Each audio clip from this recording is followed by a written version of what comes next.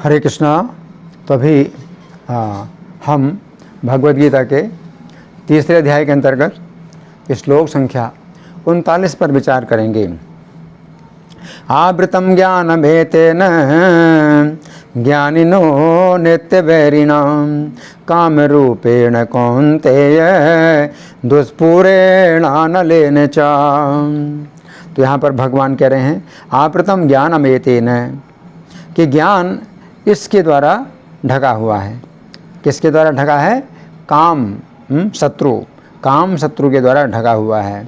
ज्ञानिनो नित्य वैरिणा, ये जो काम शत्रु है ये ज्ञानियों का नित्य वैरी है। काम रूपेण कौन्ते, तो ये शत्रु जो है काम के रूप में है। दुष्पूरेण अनलेन चा, और ये एक ऐसी अग्नि है जो दुष्पूर है।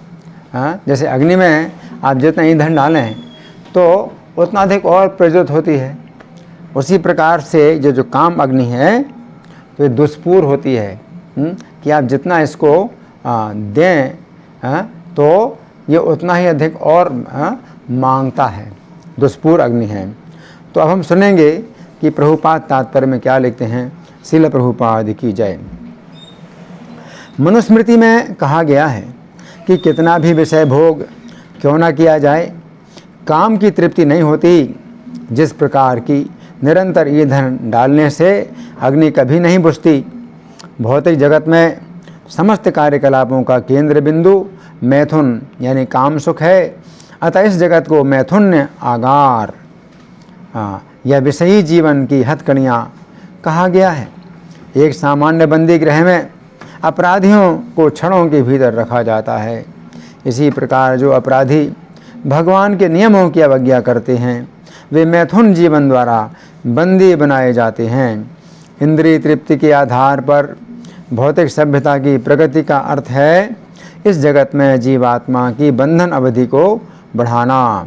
अतः ये काम अज्ञान का प्रतीक है जिसके द्वारा जीवात्मा को इस संसार में रखा जाता है। इंद्रिय तृप्ति का भोग करते समय हो सकता है कि कुछ प्रसन्नता की अनुभूति हो, किंतु यह प्रसन्नता की अनुभूति ही इंद्रिय भोक्ता का चरम शत्रु है। तो यहाँ प्रभुपाद का तात्पर्य पूरा हुआ और अब हम सुनेंगे श्री भगवान ने कहा में इस श्लोक की व्याख्या किस प्रकार हुई है। श्लोक संख्या 36 में अर्जुन का प्रश्न था कि हे श्री कृष्ण, कुछ ऐसी भी स्थिति होती है जिसमें कोई व्यक्ति पाप को जानता है तथा सोचता भी है कि ये पाप कर्म है, मुझे नहीं करना चाहिए, फिर भी वह बलपूर्वक लगाए हुए के समान पाप करता है। तो वह कौन शत्रु है जो व्यक्ति को बलपूर्वक पाप में लगाता है?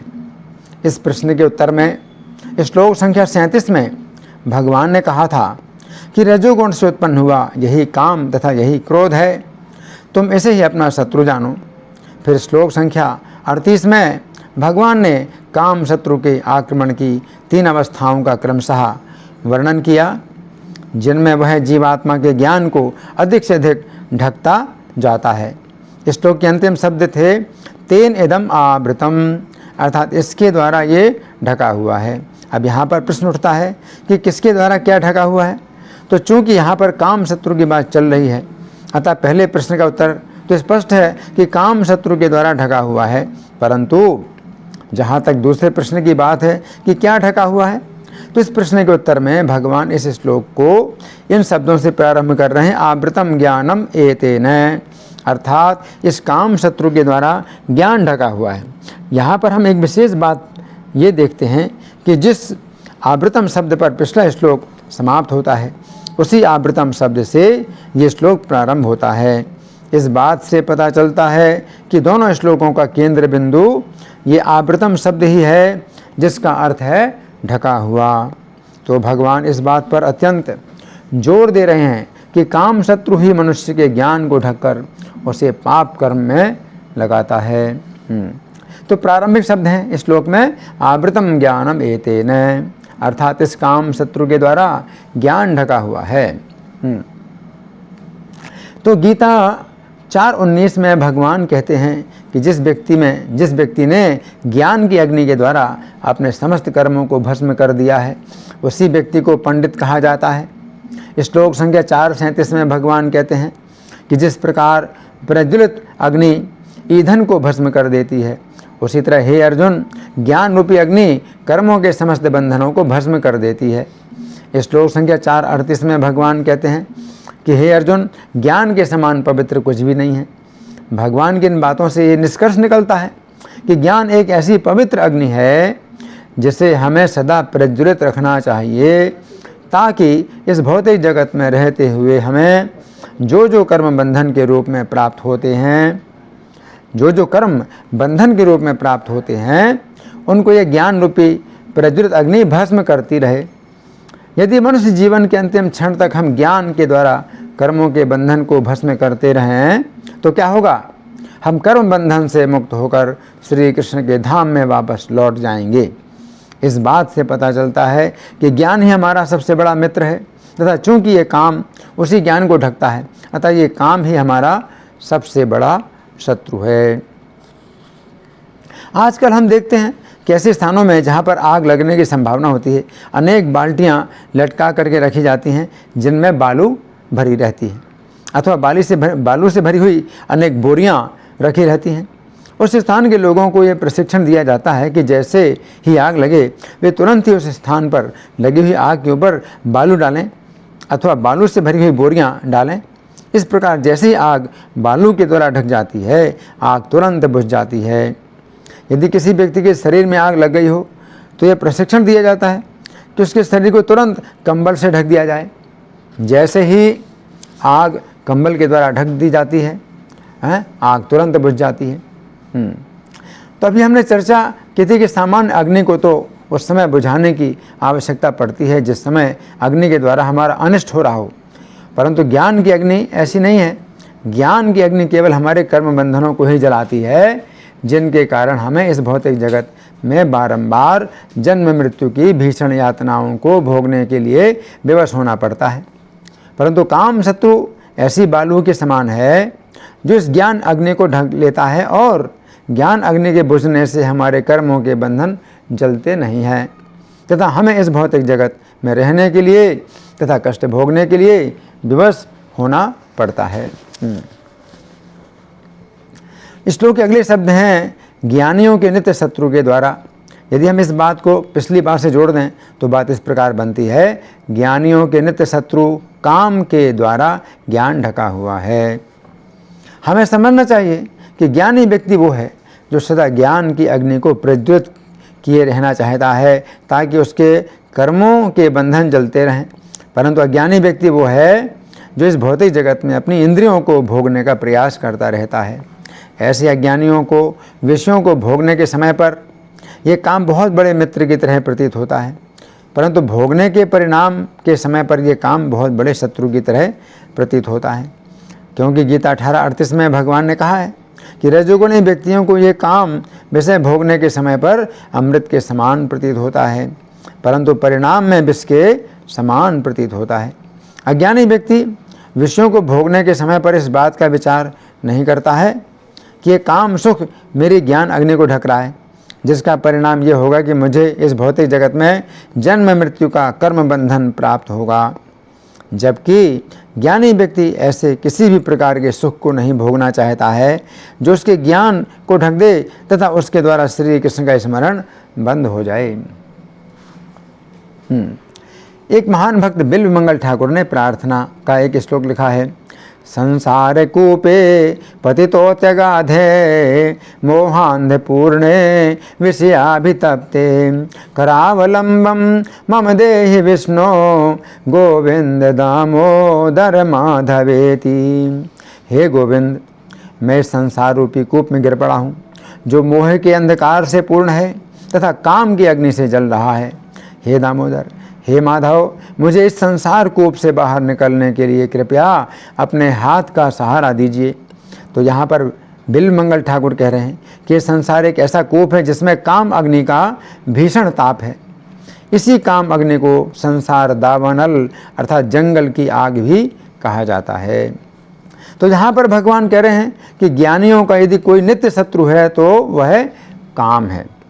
यद्यपि इंद्रियों तथा मन को भी ज्ञानियों का शत्रु कहा जाता है। परंतु यदि गहराई से देखा जाए तो वास्तव में इंद्रियां तथा मन शत्रु नहीं हैं। जिस समय काम शत्रु इंद्रियों में प्रवेश कर जाता है उस समय इंद्रियां शत्रु के समान कार्य करती हैं, तथा जिस समय काम शत्रु मन में प्रवेश कर जाता है उस समय मन शत्रु के समान कार्य करता है। इसके विपरीत जिस समय मन से काम शत्रु निकल जाता है उस समय मन मित्र के समान कार्य करता है, क्योंकि यह मन उस समय सदा श्री कृष्ण के चरणों में लगा रहता है। तथा जिस समय इंद्रियों से काम शत्रु निकल जाता है उस समय इंद्रियां मित्र के समान कार्य करती हैं, क्योंकि इंद्रियां उस समय सदा श्री कृष्ण की सेवा में ही लगी रहती हैं। तो ज्ञानी का एक अन्य अर्थ है, ज्ञानी शब्द का एक अन्य अर्थ है ऐसा व्यक्ति जो निर्विशेष ब्रह्म में लीन होना चाहता है। वो यद्यपि कर्म बंधन से तो छूटना चाहता है परंतु श्री कृष्ण की सेवा नहीं करना चाहता है। ऐसे ज्ञानी के लिए यहाँ पर भगवान कह रहे हैं कि काम उसके साथ नित्य शत्रुता का कार्य करता है। जो भक्त है वो कृष्ण भावनामृत की विधि के द्वारा काम को श्री कृष्ण प्रेम में रूपांतरित कर देता है, अतः उसके लिए काम सदा सदा के लिए समाप्त हो जाता है। परंतु जो व्यक्ति केवल ज्ञानी बनना चाहता है, भक्त नहीं बनना चाहता है, उसके लिए काम शत्रु कभी भी नष्ट नहीं होता, अतः उसके साथ काम शत्रु नित्य शत्रुता करता रहता है। अब श्लोक की अगली पंक्ति में भगवान कहते हैं काम रूपेण कौन्तेय, अर्थात हे कौन्तेय ये शत्रु काम के रूप में है। ये तो सामान्य अर्थ है। यदि यही अर्थ माना जाए कि ये शत्रु काम के रूप में है तो ये कोई नई बात नहीं है, परंतु काम रूप शब्द का एक अन्य अर्थ भी है। काम रूप शब्द का अर्थ है अपनी इच्छा के अनुसार रूप धारण करने वाला। श्लोक संख्या 37 में भगवान ने कहा था कि रजोगुण से उत्पन्न हुआ यही काम तथा यही क्रोध है। उस श्लोक की व्याख्या में हमने चर्चा की थी कि ये काम शत्रु अन्य 5 रूप भी धारण करता है। वे 5 रूप हैं, क्रोध है, लोभ है, मोह है, मद है और मत्सर। इस प्रकार यहाँ पर भगवान कह रहे हैं कि हे अर्जुन ये शत्रु काम रूप अर्थात अपनी इच्छानुसार रूप धारण करने वाला है। यह अपनी इच्छा के अनुसार 6 रूपों में से कोई भी रूप धारण कर लेता है। वाल्मीकि रामायण के बालकांड के अंतर्गत सर्ग संख्या 63 और 64 में वर्णन आता है कि विश्वामित्र ने ब्रह्मर्षि का पद प्राप्त करने के लिए पुष्कर तीर्थ में 1000 वर्ष तक तपस्या की।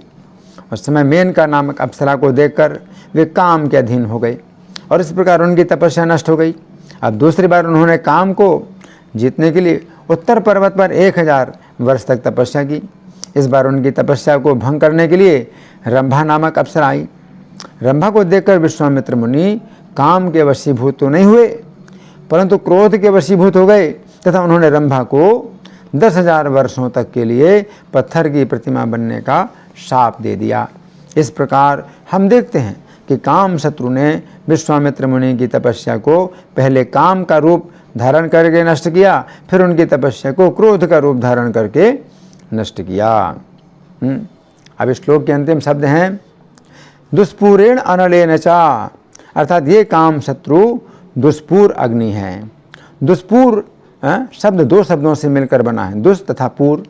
दुष् शब्द का अर्थ है अत्यंत कठिन तथा पूर शब्द का अर्थ है संतुष्ट होना। इस प्रकार दुष्पूर शब्द का अर्थ हुआ ऐसा व्यक्ति जिसे आप चाहे जितना भी दें वो कभी भी संतुष्ट नहीं होगा। यद्यपि अग्नि में जितनी भी घी की मात्रा डाली जाए अग्नि कभी भी तृप्त नहीं होती है, परंतु महाभारत आदि पर्व के 222वें अध्याय में एक ऐसी भी घटना है जिसमें एक राजा जिनका नाम श्वेतकी था ने लगातार 12 वर्षों तक घी की निरंतर धारा डालकर अग्निदेव को तृप्त किया था। अब उन्हें दूसरे किसी का हविष्य ग्रहण करने की इच्छा नहीं रही। उनका रंग सफ़ेद हो गया, कांति फीकी पड़ गई। तो ऐसा अग्नि के साथ एक बार हुआ, परंतु जहाँ तक काम अग्नि की बात है ऐसी घटना कभी भी नहीं हुई कि काम अग्नि लगातार विषयों को भोगने से कभी भी तृप्त हुई हो। महाराज ययाति ने लगातार 1000 वर्षों तक काम अग्नि को भोग प्रदान किए, परंतु ये काम अग्नि तृप्त नहीं हुई। तो यहाँ पर भगवान कह रहे हैं कि हे अर्जुन ये काम अग्नि एक दूसरी ही प्रकार की अग्नि है जो भोगों के द्वारा कभी भी तृप्त नहीं होती है। श्रीमद् भागवत 3:25-7 में माता देवहूति भगवान कपिल देव से कहती हैं कि हे भगवान, मेरी इंद्रियों में जो काम अग्नि निवास करती है उसे भोग प्रदान करते करते मैं अत्यंत थक चुकी हूँ, परंतु काम अग्नि की तृष्णा अभी तक मिटी नहीं है। इस प्रयास में मुझे अज्ञान के अंधकार में गिरना पड़ा है। ऐसी स्थिति में आप ही मेरी रक्षा कीजिए। गीता 16:10 में भगवान कहते कामम आश्रित्य दुष्पूरम, अर्थात आसुरी स्वभाव के लोग इसी काम का आश्रय लेते हैं जो कभी भी संतुष्ट नहीं होता है। इसके फलस्वरूप क्या होता है? गीता 16:11 में भगवान कहते हैं चिंताम अपरिमेयाम च प्रलयांताम उपाश्रिता, अर्थात उनको मृत्यु काल तक अनेक अनेक प्रकार की चिंताएं घेरे रहती हैं। तो यहाँ जो भगवान कह रहे हैं, क्या कह रहे हैं? आवृतम ज्ञानमेतेन ज्ञानिनो नित्य वैरिणा, कि जो काम शत्रु है तो ये ज्ञानियों का नित्य वैरी है। तो ये बात हमें समझना है कि भगवान कह रहे हैं ज्ञानियों का नित्य वैरी है। जो अज्ञानी है तो उनका नित्य वैरी नहीं है। अज्ञानी को जो है, जो काम शत्रु है, तो प्रारंभ में मित्र की तरह लगता है। तो गीता के 18वें अध्याय का श्लोक संख्या 38 है, तो उसमें भगवान कहते हैं विषयेंद्रिय संयोगात ये तद अग्रे अमृतोपमम, कि जब इंद्रियों का विषयों से संयोग होता है तो ये जो सुख है प्रारंभ में अमृत की तरह लगता है, परिणाम में विषम एवो, परिणाम में विष के समान लगता है। तत्सुखम राजसम स्मृतम, तो रजोगुणी सुख है। तो ये काम सुख, काम का जो सुख है तो ये प्रारंभ में अमृत की तरह लगता है। तो जो अज्ञानी लोग होते हैं, जिनको ज्ञान की कोई चिंता नहीं है कि उनका ज्ञान नष्ट हो रहा है, तो काम शत्रु को जो है वे अपना मित्र समझते हैं। तो काम शत्रु जो है अज्ञानियों का मित्र भी होता है और शत्रु भी होता है। अज्ञानियों के लिए प्रारंभ में मित्र की तरह लगता है और परिणाम में फिर विष की तरह, तो शत्रु की तरह लगता है। लेकिन जो ज्ञानी हैं उनके लिए काम जो है नित्य वैरी है। तो नित्य वैरी काम क्यों? क्योंकि ज्ञान को ढक देता है, ज्ञान अग्नि को ढक देता है। और ज्ञान अग्नि जो भगवान ने चौथे अध्याय में बतलाई है, तो चौथे अध्याय में भगवान ने बतलाया है यथे धांसी समिद्धो भस्मसात कुरुते अर्जुन ज्ञानाग्नि सर्वकर्माणि भस्मसात कुरुते, तथा कि ज्ञान की अग्नि जो है समस्त कर्मों को भस्म कर डालती है। तो जो कर्म हमारे लिए बंधन पैदा करते हैं उन कर्मों को ज्ञान अग्नि जो है भस्म कर डालती है। और ये जो ज्ञान अग्नि है और कुछ नहीं नष्ट करेगी। तो इसलिए जो भक्त लोग होते हैं तो वो ज्ञान अग्नि को हमेशा प्रज्वलित रखना चाहते हैं। सामान्य अग्नि तो ऐसा भी होता है कभी दुर्घटना हो तो जो आग हमने जलाई थी कि जिससे प्रकाश उत्पन्न हो, और वो जो है कभी कभी कमरे में ही उसी से आग लग जाती है। तो हमें बहुत डर के रहना पड़ता है कि हमने अपने कमरे में जो आग लगाई है, दिया में जो आग जल रही है या मोमबत्ती में आग जल रही है और प्रकाश पैदा हो रहा है, तो बड़ी सावधानी से हम रहें कि वो आग जो है किसी और चीज़ को ना पकड़े, कमरे में किसी चीज़ को आग ना पकड़े। तो कभी कभी ऐसी दुर्घटनाएं हो जाती हैं कि अपने कमरे के अंदर हमने जो दिया जलाया था या मोमबत्ती जलाई थी, तो उसमें कोई प्रज्वलनशील का जो है संपर्क हो जाता है और फिर पूरे कमरे में आग लग जाती है। लेकिन ज्ञान की जो अग्नि है ऐसी नहीं है। हमारे अंदर हमारे हृदय में ज्ञान की अग्नि अगर जलती है, ज्ञान की अग्नि अगर जलती है तो हृदय में हमेशा प्रकाश रहता है और कोई भी दुर्घटना नहीं होती। केवल ज्ञान की अग्नि जो है ये केवल कर्मों को ही जलाती है, हमारे कर्म बंधन को ही जलाती है और कुछ नहीं जलाती। तो ज्ञान अग्नि से हमें कोई खतरा नहीं। तो ज्ञान अग्नि को कभी ढका ना जाए। लेकिन ये काम है, ये ज्ञान अग्नि को ढक देता है। तो जैसे हमने चर्चा की, श्री भगवान ने कहा कि व्याख्या में हमने चर्चा की कि अग्नि को अगर ढक दिया जाता है तो अग्नि बुझ जाती है। तो अग्नि को बुझाने के लिए अगर कहीं दुर्घटना से आग लग गई तो अग्नि को बुझाने के लिए या तो बालू डालते हैं अग्नि को ढकने के लिए, या कोई आदमी अगर आग पकड़ ले, आदमी को अगर आग लग जाए तो आदमी को बचाने के लिए कंबल, चारों तरफ से कंबल से उसको ढक देते हैं। तो आग को ढकने का मतलब है आग को बुझाना। तो जो काम शत्रु है ये ज्ञानियों का नित्य शत्रु है, क्योंकि ज्ञानी उससे कहते हैं जो हमेशा ज्ञान की अग्नि को प्रज्वलित रखना चाहता है। तो ज्ञानी लोग जो है ऐसा कोई भी सुख नहीं पाना चाहते जो कि उनकी ज्ञान अग्नि को ढके। तो काम शत्रु जो है प्रारंभ में अमृत की तरह सुख प्रदान करता है, लेकिन जो ज्ञानी है वो उस सुख को नहीं चाहते हैं, क्योंकि उनकी ज्ञान अग्नि ढक जाएगी। और ज्ञान अग्नि ढक जाएगी तो फिर उनके जो कर्म बंधन हैं वो नहीं जलेंगे। तो कर्म बंधन से उनको जन्म के बंधन प्राप्त होंगे। तो क्या फ़ायदा? ज्ञानी ये सोचता है कि मुझे काम सुख, काम सुख अगर मेरी ज्ञान अग्नि को ढक रहा है और वो ज्ञान अग्नि ढकने के कारण ज्ञान अग्नि बुझ जाएगी और ज्ञान अग्नि बुझने से मेरे कर्म के बंधन नहीं जलेंगे, तो मुझे जन्म का बंधन प्राप्त होगा, गर्भवास का कष्ट भोगना पड़ेगा। तो वो सोचता है कि मुझे ऐसा काम सुख नहीं चाहिए, है ना। तो ज्ञानिनो नित्य वैरिणा काम रूपेण कौन्तेय दुष्पूरेण नलेन चा।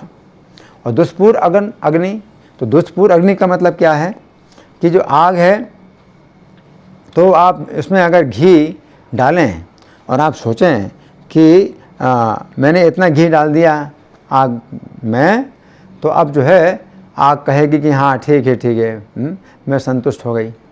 तो अग्नि जो है संतुष्ट नहीं होती, बल्कि और प्रज्वलित होती है। अगर कोई व्यक्ति जो है आपके पास आता है मैं भूखा हूँ और आप उसको जो है खूब घी से बना हुआ जो है कुछ व्यंजन खिला देते हैं, तो खाते खाते भी तृप्त हो जाएगा और कहेगा बस भाई मैं संतुष्ट हो गया, मैं तृप्त हो गया, अब नहीं चाहिए मुझे। लेकिन अग्नि में आप घी डालो कि लो भाई इतना घी ले लो, इतना घी ले लो, 10 टन 20 टन 50 टन घी, तो वो और मांगता है, अग्नि नहीं संतुष्ट होती।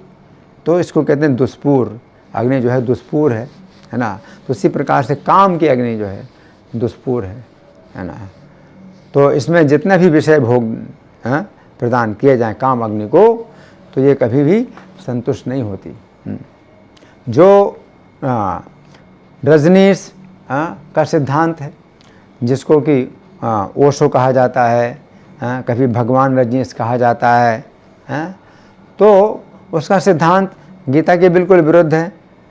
तो भगवान गीता में काम अग्नि को कहते हैं कि दुष्पूर अग्नि है, लेकिन रजनीश ने क्या बताया कि भोगो, काम सुख भोगो और भोगते भोगते आप जो है संतुष्ट हो जाएंगे, आपकी काम अग्नि समाप्त हो जाएगी, है ना, और आप जो है फिर शांत हो जाएंगे। तो बिल्कुल गलत। हाँ, तो उनका जो है उन्होंने किताब भी लिखी संभोग से समाधि तक, अंग्रेजी में फ्रॉम सेक्स टू साल्वेशन, है ना।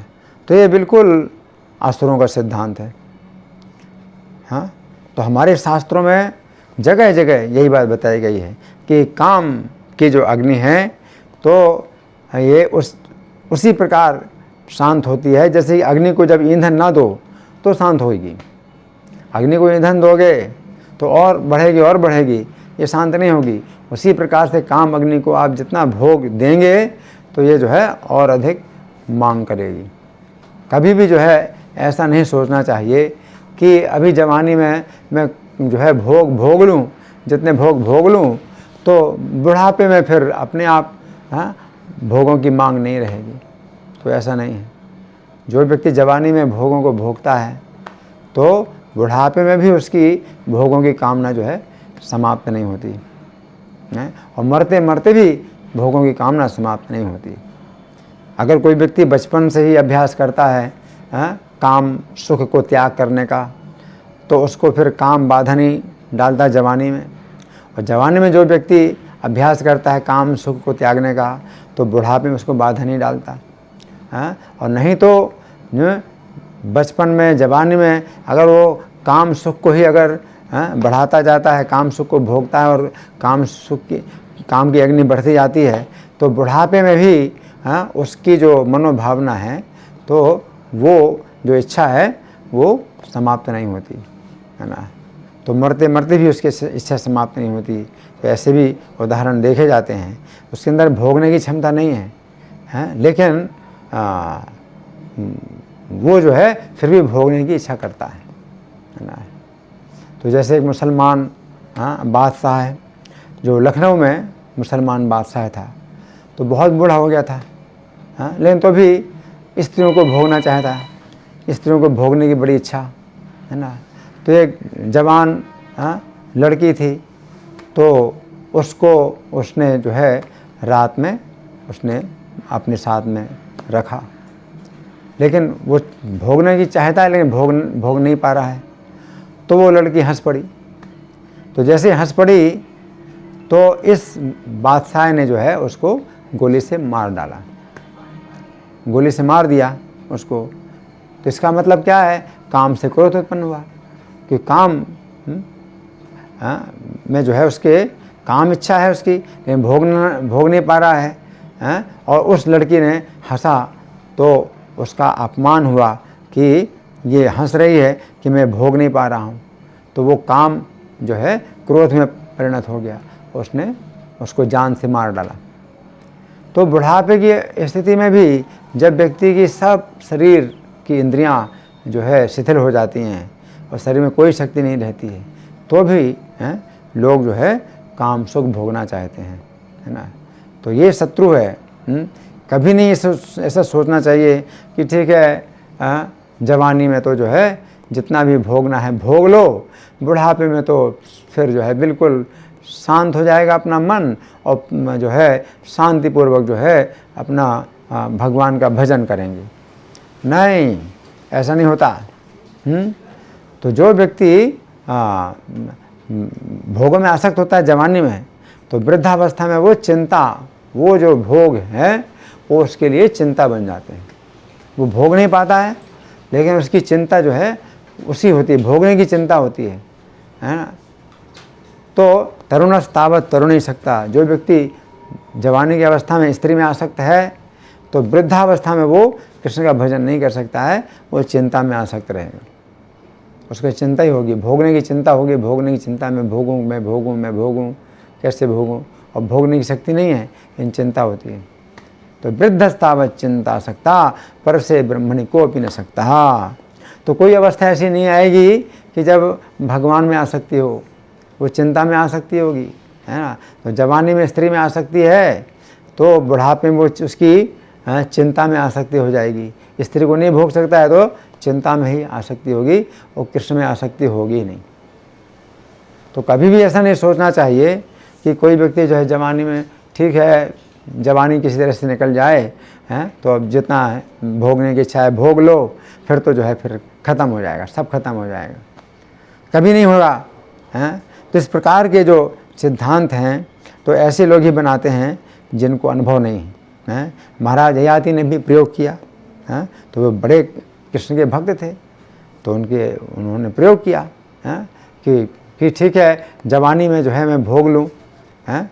तो उन्होंने प्रयोग किया, 1000 साल तक वो भोगते रहे। लेकिन जब देखा कि नहीं, भोगने की इच्छा तो समाप्त ही नहीं हो रही, ये तो बढ़ती जा रही है, तो फिर उन्होंने जो है छोड़ दिए, भोगों को छोड़ दिया, कृष्ण का भजन किया। तो ऐसे भी भक्त हैं जो कि इसमें बहुत अच्छी बारीकी से देखते हैं, अध्ययन करते हैं कि भोगने से भोगने की इच्छा समाप्त नहीं होती। न जातो कामा कामा नाम उपभोगे न साम्यति, कि जो काम इच्छा है तो वो भोगों को भोगने से कभी शांत नहीं होती। हविषा कृष्ण व्रत में भूय एवा भी वर्धते, कि जैसे कि अग्नि में जो है जितना आप घी डालते हैं तो और अधिक बढ़ती है। तो इसलिए यहाँ पर भगवान कह रहे हैं कि ये जो काम शत्रु है ये ज्ञान को ढक देता है, ज्ञान की अग्नि को जो है नष्ट कर देता है, और इस प्रकार से ये ज्ञानियों का नित्य वैरी है। धन्यवाद। हरे कृष्णा।